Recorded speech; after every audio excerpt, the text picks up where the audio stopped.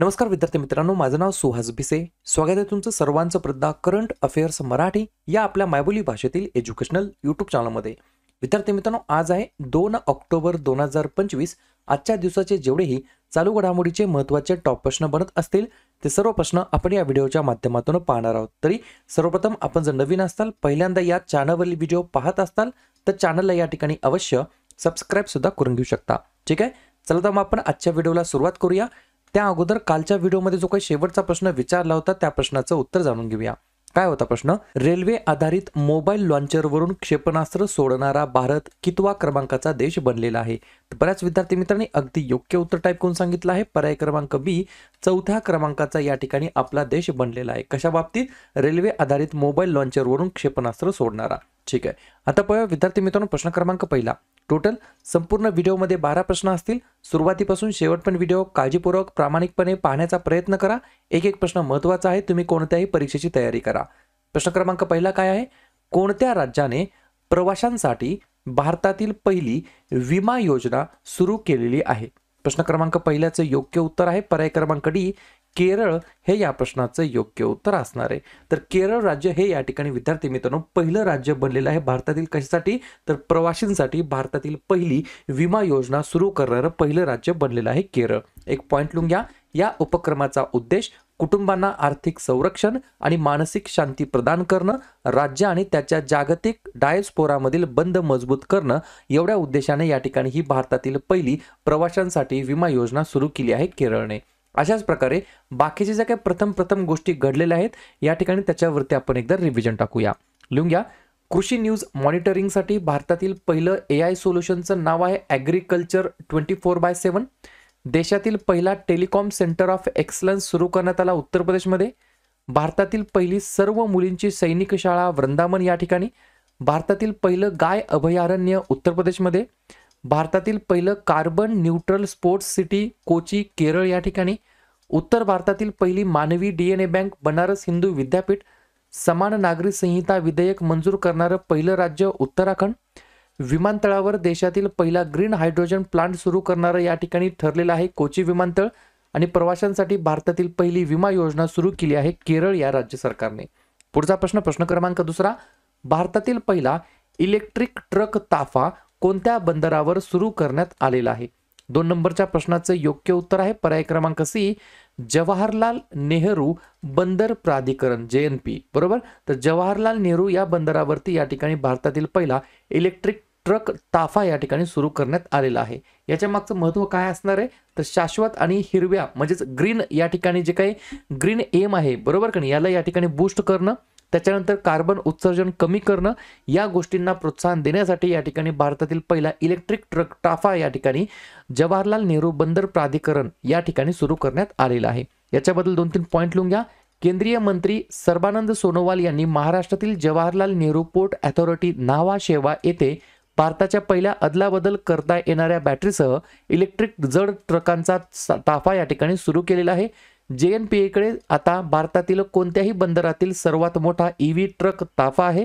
हे पाऊल शाश्वत आणि हरित वाहतुकीसाठी महत्त्वाचं या ठिकाणी आहे. त्याच्यासाठी या ठिकाणी हे first electric heavy truck fleet in India या ठिकाणी ठरलेलं आहे JNPA. बरोबर. Jawaharlal Nehru port authority. ठीक आहे. पुढचा प्रश्न, प्रश्न क्रमांक तिसरा. भारतातील पहिले AI आधारित कमांड सेंटर कोठे स्थापन करण्यात आलेलं आहे? 3 नंबरच्या प्रश्नाचं योग्य उत्तर आहे पर्याय क्रमांक बी, तिरुमला हे या प्रश्नाचं योग्य उत्तर असणार आहे. तर भारतातील पहिलं इंडियाज फर्स्ट AI वरती आधारित कमांड सेंटर या ठिकाणी स्थापन करण्यात आलेला आहे. याच्या मागचा उद्देश श्री व्यंकटेश्वर मंदिरामध्ये यात्रेकरूंसाठी गर्दी व्यवस्थापन, सुरक्षितता आणि सायबर सुरक्षा वाढवणे. तसेच महत्त्व काय आहे? भारतातील पहिलं हे तीर्थक्षेत्र ज्या ठिकाणी यात्रेकरूंना सुधारित अनुभवासाठी भौतिक आणि सायबर ऑपरेशन्स एकत्रित करून त्यांना या ठिकाणी सुरक्षितता निश्चित करणे, याच्यासाठी हे भारतातील पहिलं AI आधारित कमांड सेंटर या ठिकाणी स्थापन करण्यात आलेलं आहे. प्रश्नामध्ये AI या शब्दाला अधोरेखित करण्यात आलं आहे. तर AI बद्दल बाकीचे जे काही महत्त्वाचे करंट अफेअर्स आहेत त्याच्यावरती आपण एकदा रिव्हिजन टाकूया. गुगलच्या AI चॅटबॉटचं नाव आहे BARD. Artificial intelligence global forum या ठिकाणी सेओलमध्ये. मायक्रोसॉफ्टच्या मदतीने AI आधारित प्रोजेक्ट फार्म वायब्स हे सुरू करण्यात आलं महाराष्ट्रामध्ये. भारतातील पहिलं AI समर्पित विशेष आर्थिक क्षेत्र कोठे प्रस्तावित? तर नया रायपूरमध्ये. जगातील पहिले AI रेस्टॉरंट दुबईमध्ये. देशातील पहिला AI युक्त जिल्हा सिंधुदुर्ग. AI सह रोबोटिक धडे देणारी पहिली जिल्हा परिषद शाळा केळशी, दापोली, रत्नागिरी या ठिकाणी. पहिली कृत्रिम बुद्धिमत्ता संचालित अंगणवाडी महाराष्ट्रातील नागपूर या ठिकाणी. आदिवासी भाषांसाठी भारतातील पहिले AI शक्तिशाली अनुवादक आदिवानी. आणि भारतातील पहिले AI आधारित कमांड सेंटर तिरुमला या ठिकाणी स्थापन करण्यात आलेलं आहे. पुढचा प्रश्न क्रमांक 4. ग्रामीण भागामध्ये पाणी सुरक्षा वाढवण्यासाठी भारत सरकारने अलीकडेच कोणता नवीन कार्यक्रम सुरू केलेला आहे? 4थ्या नंबरच्या प्रश्नाचं योग्य उत्तर आहे पर्याय क्रमांक ए, जल सुरक्षेवरील राष्ट्रीय उपक्रम हे या प्रश्नाचं योग्य उत्तर असणार आहे. तर ग्रामीण भागामध्ये पाणी सुरक्षा वाढविण्यासाठी भारत सरकारने जल सुरक्षेवरील राष्ट्रीय उपक्रम या ठिकाणी सुरू केलेला आहे. एक पॉइंट लिहून घ्या. हा उपक्रम जलसंपत्तीचा शाश्वत वापर सुनिश्चित करण्यासाठी ग्रामीण रोजगार योजनांसह जलसंधारणाचे एकत्रीकरण करण्यावर लक्ष केंद्रित करतो. तर पर्याय क्रमांक ए, जल सुरक्षेवरील राष्ट्रीय उपक्रम हे या प्रश्नाचं योग्य उत्तर असणार आहे. पुढचा प्रश्न क्रमांक 5. भारतीय जाहिरात मानक परिषदचे नवीन अध्यक्ष म्हणून कोणाची नियुक्ती करण्यात आलेली आहे? 5व्या नंबरच्या प्रश्नाचं योग्य उत्तर आहे पर्याय क्रमांक डी, सुधांशू वत्स असं त्यांचं नाव आहे. काय नाव आहे? सुधांशू वत्स असं त्यांचं नाव आहे. भारतीय जाहिरात मानक परिषदचे नवीन अध्यक्ष म्हणून त्यांची नियुक्ती करण्यात आली आहे. प्रश्न आहे नियुक्ती संदर्भात, तर लगेच नवनवीन नियुक्त्यांवरती चर्चा करूया. Association of mutual funds in इंडियाचे अध्यक्ष या ठिकाणी संदीप सिक्का बनलेले आहेत. NSEचे नवीन अध्यक्ष बनले आहेत इंजेती श्रीनिवास. अखिल भारतीय आयुर्वेद संस्थेचे नवीन संचालक बनले आहेत प्रदीप कुमार प्रजापती. केंद्रीय औद्योगिक सुरक्षा दलाचे CISFचे महासंचालक बनले आहेत प्रवीर रंजन. इंडो तिबेटी सीमा पोलिसाचे जे काही महासंचालक बनले आहेत ते बनले आहेत Praveen Kumar. Controller general of कम्युनिकेशनचे अकाउंटचे या ठिकाणी बनलेले आहेत वंदना गुप्ता. भारताचे अटॉर्नी जनरल पदी R व्यंकटरमणी. टाटा मोटर्सचे MD आणि CEO शैलेश चंद्र. वनस्पती जे काही भारतीय वनस्पती सर्वेक्षण आहे त्याचे 13वे संचालक बनले आहेत कनद दास. आणि BCCIचे नवीन अध्यक्ष बनले आहेत मिथुन मनहास असं त्यांचं नाव आहे.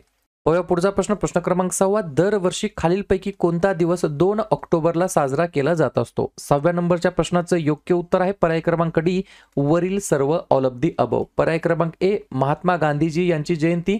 पर्याय क्रमांक बी, आंतरराष्ट्रीय अहिंसा दिवस. आणि पर्याय क्रमांक सी, लाल बहादूर शास्त्री यांची जयंती. हे तीनही दिवस आपण या ठिकाणी 2 ऑक्टोबर रोजी साजरा करतो. दिवस महत्वाचे आहेत, स्टार मार्क करून ठेवू शकता. ठीक आहे. प्रश्न आहे महत्वाच्या दिवसाबद्दल. तर लगेच काय करूया, ऑक्टोबर महिन्यातील जेवढेही महत्वाचे दिवस असतील त्याच्यावरती आपण एकदा चर्चा करूया. लिहून घ्या.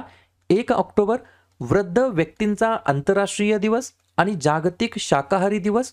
2 ऑक्टोबर गांधी जयंती, आंतरराष्ट्रीय अहिंसा दिवस आणि लाल बहादूर शास्त्री जयंती. 5 ऑक्टोबर जागतिक शिक्षक दिवस. त्यानंतर जागतिक अधिवास दिवस ऑक्टोबर महिन्याच्या पहिल्या सोमवारी म्हणजेच यावर्षी 6 ऑक्टोबरला आहे. 7 ऑक्टोबरला जागतिक कापूस दिवस. 8 ऑक्टोबर भारतीय वायुसेना दिवस. 9 ऑक्टोबर जागतिक पोस्टल दिवस. 10 ऑक्टोबर राष्ट्रीय डाक दिवस आणि जागतिक मानसिक आरोग्य दिवस. 11 ऑक्टोबर आंतरराष्ट्रीय बालिका दिवस. 13 ऑक्टोबर आपत्ती जोखीम कमी करण्यासाठी आंतरराष्ट्रीय दिवस. 14 ऑक्टोबर जागतिक मानक दिवस. 15 ऑक्टोबर जागतिक विद्यार्थी दिवस. 16 ऑक्टोबर जागतिक अन्न दिवस, जागतिक भूल दिवस आणि जागतिक मणक्यांचे दिवस. 17 ऑक्टोबर गरिबी निर्मूलनासाठी आंतरराष्ट्रीय दिवस. 20 ऑक्टोबर जागतिक सांख्यिकी दिवस. 21 ऑक्टोबर पोलीस स्मृती दिवस. 24 ऑक्टोबर जागतिक पोलिओ दिवस, संयुक्त राष्ट्र दिवस आणि 31 ऑक्टोबर या ठिकाणी राष्ट्रीय एकता दिवस म्हणून आपण साजरा करतो. ठीक आहे. पुढचा प्रश्न क्रमांक 7. भारताने कोणत्या संघाला हरवून 7वी सॅफ अंडर 17 जी काही चॅम्पियनशिप झाली होती ती या ठिकाणी जिंकलेली आहे? 7व्या नंबरच्या प्रश्नाचं योग्य उत्तर आहे पर्याय क्रमांक बी फॉर बांगलादेश हे या प्रश्नाचं योग्य उत्तर असणार आहे. तर भारताने या ठिकाणी बांगलादेश संघाला हरवून 7व्या क्रमांकाची जी काही या ठिकाणी सॅफ अंडर 17 चॅम्पियनशिप होती त्याला या ठिकाणी त्याचं जे काही विजेतेपद आहे ते या ठिकाणी पटकावलेलं आहे. उपविजेता कोण ठरला आहे? बांगलादेश. ठीक आहे. प्रश्न आहे महत्वाच्या क्रीडा स्पर्धांबद्दल. तर झालेल्या ज्या काही महत्वाच्या क्रीडा स्पर्धा आहेत त्याच्यावरती देखील लगेच आपण रिव्हिजन टाकूया. सॅफ अंडर 17 महिला चॅम्पियनशिप जिंकली आहे 2025 ची भारताने. US ओपन टेनिस 2025 पुरुष एकेरीचं विजेतेपद कार्लोस अल्काराजने. याच US टेनिस जे काही ओपन टेनिस झालं 2025चं, त्याच्यामध्ये महिला एकेरीचं विजेतेपद आर्यना सबलेन्का यांनी जिंकलं. 2025चा पुरुष हॉकी आशिया कप भारताने जिंकला. महिला आशिया हॉकी विश्वचषक चीनने जिंकला. फाईड महिला ग्रँड स्विस 2025 वैशाली रमेश बाबू यांनी जिंकलं. बॅलन डिओर 2025 पुरुषांचा जिंकला आहे उस्माने डेंबेले आणि महिलांचा बॅलन डिओर जिंकलेला आहे एताना बोनमाटी.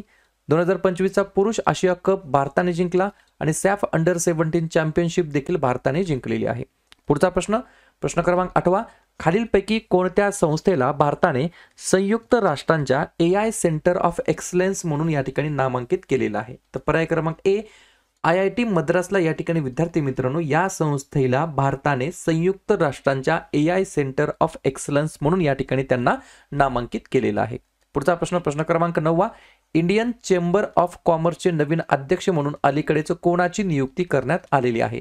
9व्या प्रश्नाचं योग्य उत्तर आहे पर्याय क्रमांक डी, ब्रजभूषण अग्रवाल असं त्यांचं नाव आहे. काय नाव आहे?